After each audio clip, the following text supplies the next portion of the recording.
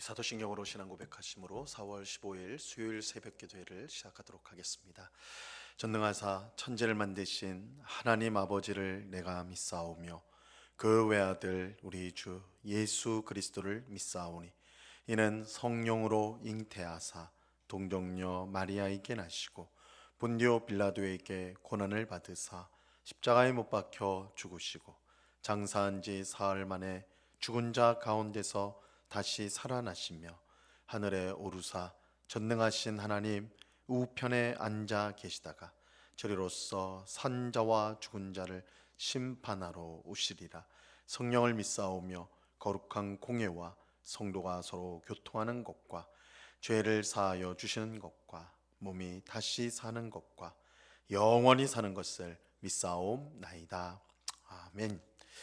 우리 찬송가 407장 구주와 함께 나 죽었으니 우리 같이 찬송하도록 하겠습니다. 찬송가 407장 이전 통일 찬송가는 465장 찬송입니다.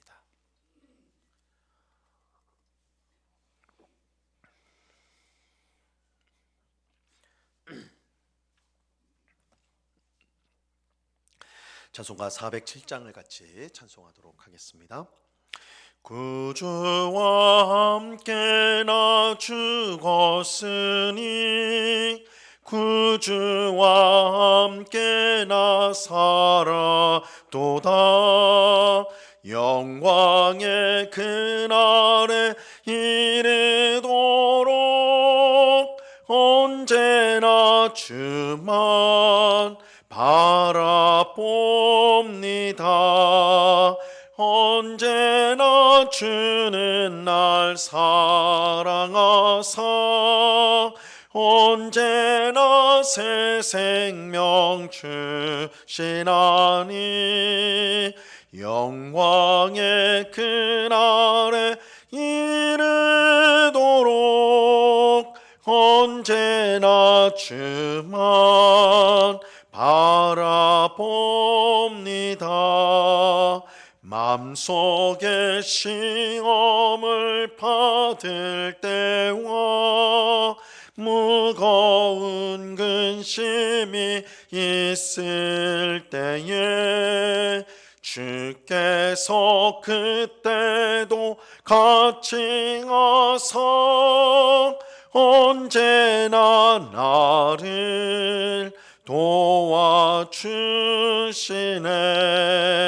언제나 주는 날 사랑하사 언제나 새 생명 주시나니 영광의 그날에 이르도록 언제나 주만 바라봅니다.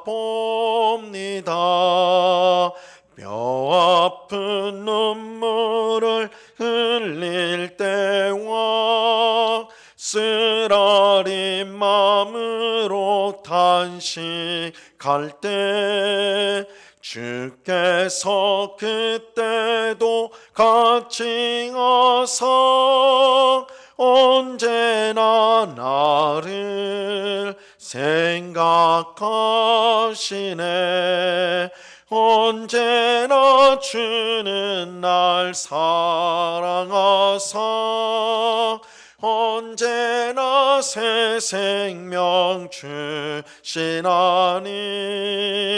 영광의 그날에 이르도록 언제나 주만 바라봅니다.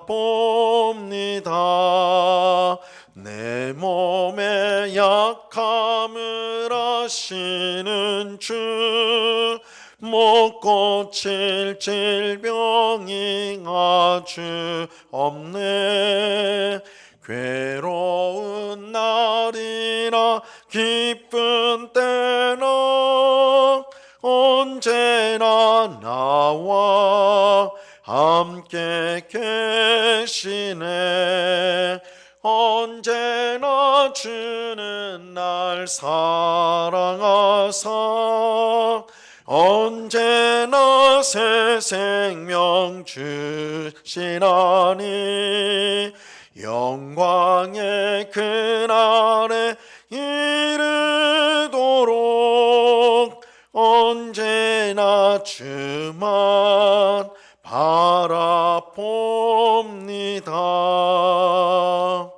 아멘.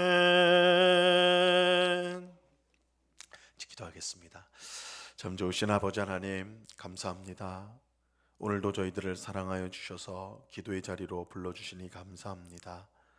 주님, 우리의 모든 형편과 상황을 아시는 주님, 우리의 답답함과 억울함과 마음의 슬픔과 염려와 근심을 아시는 주님, 우리는 아무것도 할 수 없는 어리석고 미련하고 연약한 저희들이지만 그런 저희들을 사랑하여 주셔서 독생자 예수님을 보내주시고 그의 죽음으로 우리를 죄에서 구원하시고 우리를 하나님의 자녀 삼으시며 또한 예수님의 부활로 우리에게 새 생명을 주사 이 땅을 살아갈 때에 그 새 생명을 가지고 주님의 뜻에 순종하는 복된 삶을 살도록 은혜 주신 주님, 또한 우리가 이제 이 땅의 생명을 다 마치고 영원한 하나님의 나라, 주님의 복된 나라로 들어가게 하시는 주님, 그 은혜를 우리가 늘 기억하고 감사하며 매일매일 소망 가운데 기쁨 가운데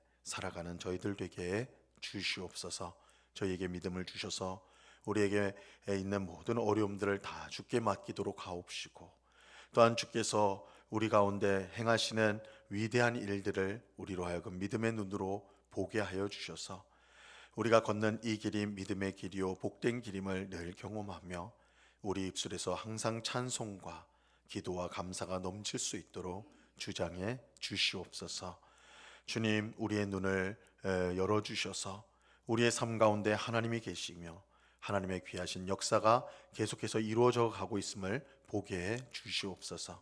그래서 어떤 형편과 상황이든지 하나님 앞에 감사케 하시고 찬양하게 하시고 또한 기대함으로 살아가는 매일매일 그저 마지못해서 사는 삶이 아니라 하나님께 소망을 두고 매일매일 하나님의 귀한 역사를 보며 기대하며 살아가는 저희 모두가 되게 해 주시옵소서. 이 시간 주의 말씀을 듣고자 합니다. 성령 하나님께서 밝히 조명하여 주셔서 말씀의 뜻을 잘 깨닫게 하옵시고 말씀의 빛이 우리를 이끄는 대로 힘차게 나아가는, 그래서 하나님이 주시는 더 풍성한 삶을 살아가는 저희 모두가 되게 해 주옵소서. 귀한 은혜로 함께 하시는 주님께 감사와 찬송을 올려드리며 예수 그리스도 이름으로 기도드리옵나이다. 아멘. 우리 하나님 말씀을 다 같이 봅니다. 레위기 27장 14절에서 25절까지의 말씀을 우리가 다 같이 보도록 하겠습니다. 레위기 27장 14절에서 25절까지의 말씀입니다.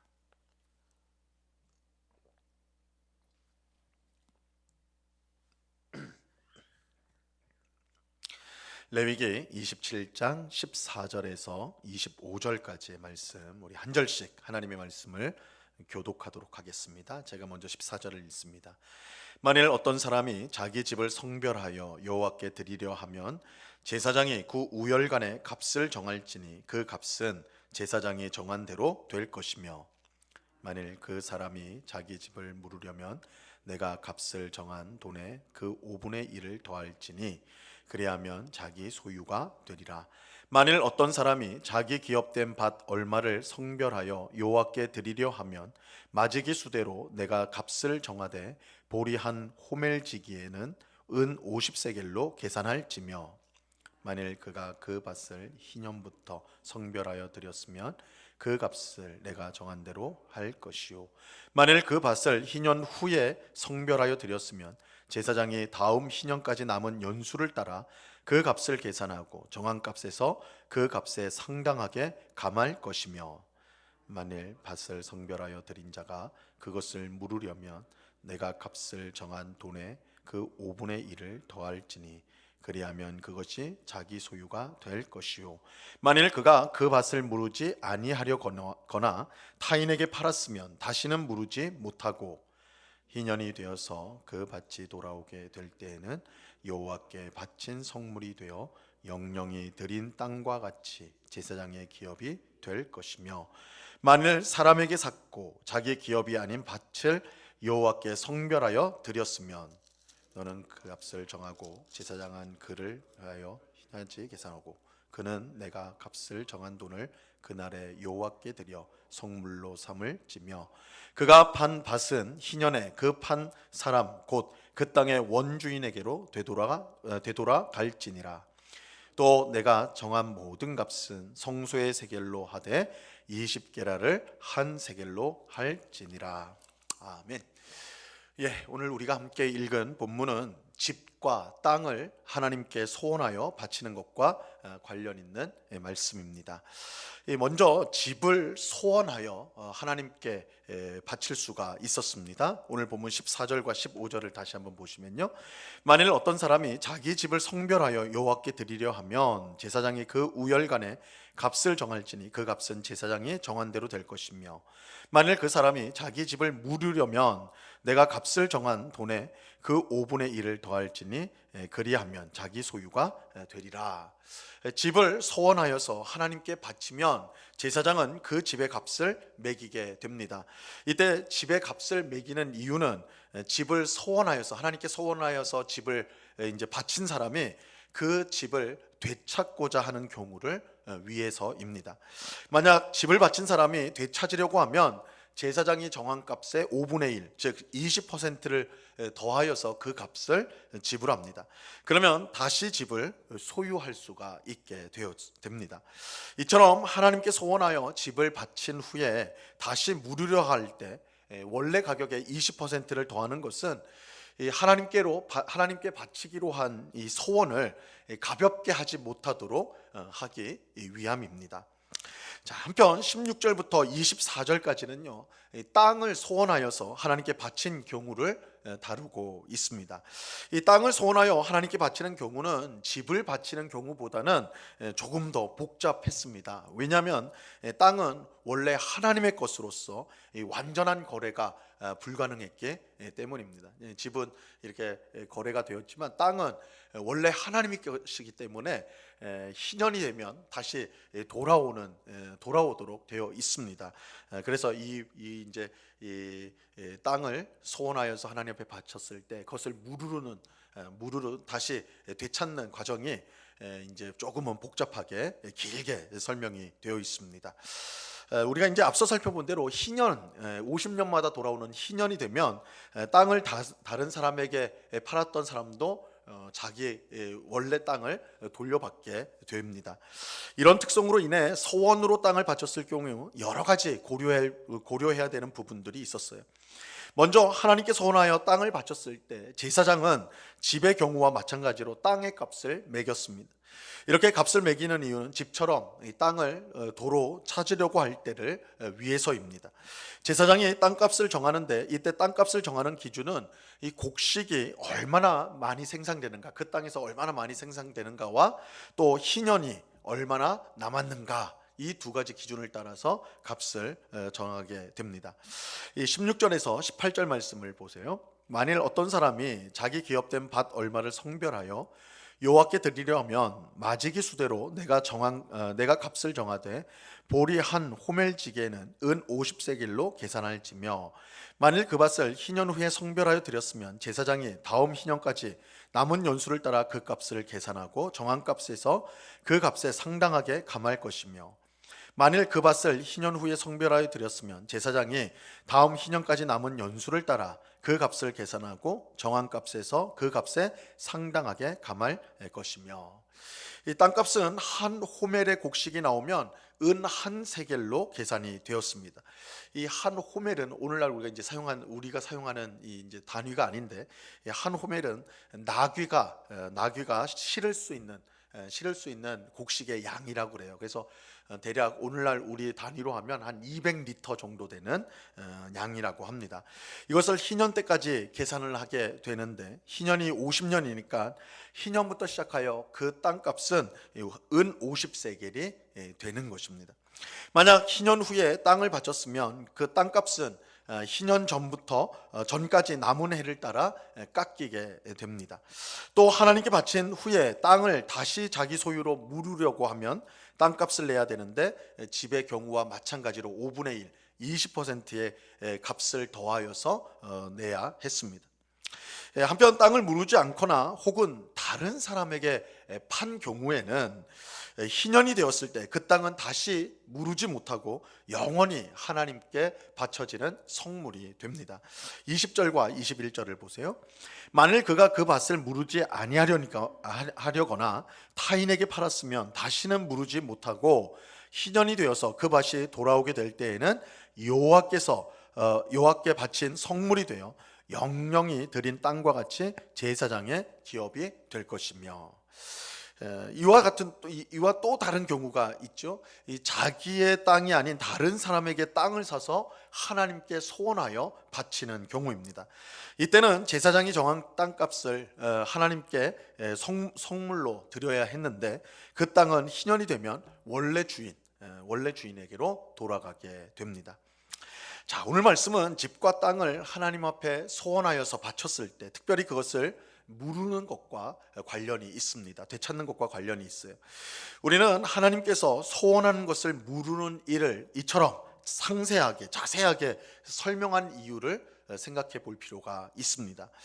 먼저는 하나님께서 우리의 연약함을 깊이 이해하신다는 사실을 알 수가 있어요.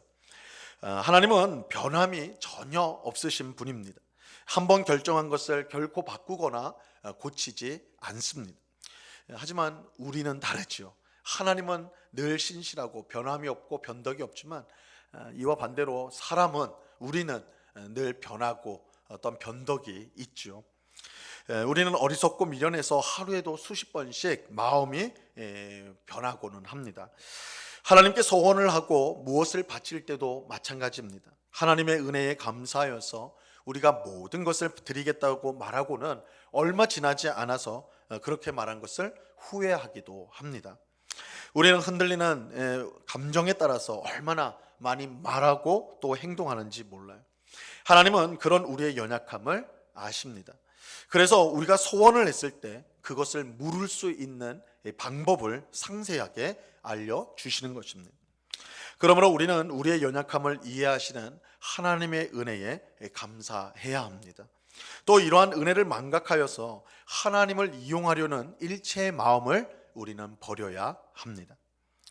자, 그리고 우리는 하나님께서 소원한 것을 무르는 방법을 자세히 알려주신 것에서 이 하나님을 섬기는 것은 오직 하나님이 정하신 방식, 하나님이 우리에게 알려주신 방식으로만 해야 된다는 것을 또한 배우게 됩니다. 우리가 가진 상식이나 경험으로 하나님을 섬길 수가 없습니다. 하나님을 바르게 섬기기 위해서는 반드시 하나님께서 정하신 방식대로 해야만 합니다. 소원을 할 때도 그리고 소원을 취소할 때도 마찬가지예요. 하나님이 정하신 방식대로 소원을 하고 또한 소원을 취소해야 되는 것입니다. 우리는 레위기 앞부분에서 하나님께서 5대 제사를 알려주실 때 얼마나 상세하게 자세하게 그것을 가르쳐 주셨는지를 우리가 이제 보았죠. 하나님은 제사마다 드려져야 할 제물이 어떤 것이고 어떤 방식으로 제사가 진행되어야 되는지 자세하게 알려줬어요. 또 우리가 1장부터 7장을 봤는데 이제 5대 제사를 2번 거듭해서 가르쳐 주셨는데 첫 부분은 제사장을 중심으로 제사장이 어떻게 해야 되는가, 또 나머지는 백성들이 어떻게 드려야 되는가. 그래서 먼저는 백성들이 제사를 어떻게 드려야 되는가를 먼저 말해주고 그 다음에는 제사장을 중심으로 어떻게 하나님 앞에 예물을 드려야 되는가. 이게 이 제사 제도를 설명할 때도 대상에 따라서 2번 설명하는 것 우리가 보았습니다. 이것은 하나님을 예배하는 일이 오직 하나님께서 정하신 식대로만 방식대로만 되어져야 된다는 것을 우리에게 분명히 보여주는 것입니다.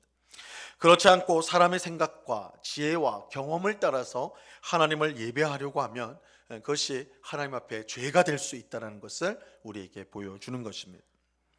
아론의 2 아들이었던 나답과 아비후가 하나님께서 명하지 아니한 불로 분향을 하다가 여호와께로부터 나온 불로 심판을 받는 끔찍한 일이 발생했죠. 이 끔찍한 사건을 통해서 하나님은 오직 하나님께서 말씀하신 방식대로만 섬길 수 있음을 분명히 알려주셨습니다. 마찬가지 이유로 오늘 본문에 보는 것처럼 하나님은 소원을 취소하는 일을 이렇게 자세히 가르쳐 주심으로써 하나님을 섬길 때, 또한 하나님 앞에 소원을 하거나 그 소원을 물리려고 할 때 하나님이 가르쳐 주신 방식대로만 해야 됨을 알려주고 있는 것입니다. 하나님은 우리의 연약함을 이해하시는 하나님입니다. 우리의 무지와 우리의 미련함을 하나님은 아십니다. 그러므로 우리는 그 은혜에 감사하며 최선을 다해 하나님의 뜻대로 살려고 힘써야 하는 것입니다. 우리가 하나님 앞에 잘못된 소원을 하였거나 또한 하나님 앞에 잘못을 범했을 경우에는 그때는 고집을 피우거나 또한 그렇게 우리의 의의를 내세울 것이 아니라 하나님 앞에 우리의 잘못을 고백하고 연약함을 회개하여서 돌이키는 일이 있어야 하는 것입니다. 하나님은 우리의 연약함과 부족함을 아시고 그런 우리를 이해하시고 우리가 어떻게 해야 되는가를 분명하게 알려주시는 분이십니다. 또 하나님을 섬기는 일은 오직 하나님이 정하신 방식대로만 해야 된다는 것을 우리는 꼭 기억해야 합니다. 그저 정성을 다한다고 우리가 사람끼리 하는 방식대로 상식적으로 또 이렇게 하면 되는 거 아닌가 하면서 하나님을 섬길 수 없습니다. 하나님이 정하신 방식대로 말씀을 통해 우리에게 알려주신 방식대로 우리는 하나님을 예배하고 섬겨야 하는 것입니다. 그럴 때 하나님이 기뻐하시고 영광을 받으십니다. 이러한 사실을 우리가 기억하고 우리의 생각대로가 아니라 철저히 하나님의 말씀대로 하나님을 예배하고 하나님을 섬기는 오늘 우리 모두가 될 수 있기를 바랍니다. 그렇게 함으로써 하나님이 주시는 풍성한 은혜를 누리며 살아가는 우리 모두가 될 수 있기를 우리 주님의 이름으로 간절히 축원합니다. 기도하겠습니다. 참 좋으신 아버지 하나님, 오늘 땅과 또한 집을 소원하여 하나님 앞에 바칠 때에 그것을 무르는 방식에 대해서 자세히 알려주신 내용을 우리가 살펴보았습니다. 우리의 연약함과 미련함으로 인해서 잘못된 소원을 하거나 혹은 소원한 후에 그것을 취소하려고 하는 일들이 발생할 것을 아시고 하나님께서 미리 그 내용을 준비해 주신 것입니다. 하나님은 우리의 연약함을 아십니다. 부족함을 아십니다. 또한 그것을 이해하시고 또한 우리가 그것을 회복할 수 있는 길을 마련해 주셨습니다. 그러나 주님, 우리는 미련하고 어리석은 것을 인정하기 싫어서 고집을 피우고 회개하기를 주저하면서 그렇게 하나님 앞에 뻣뻣하게 설 때가 얼마나 많은지요.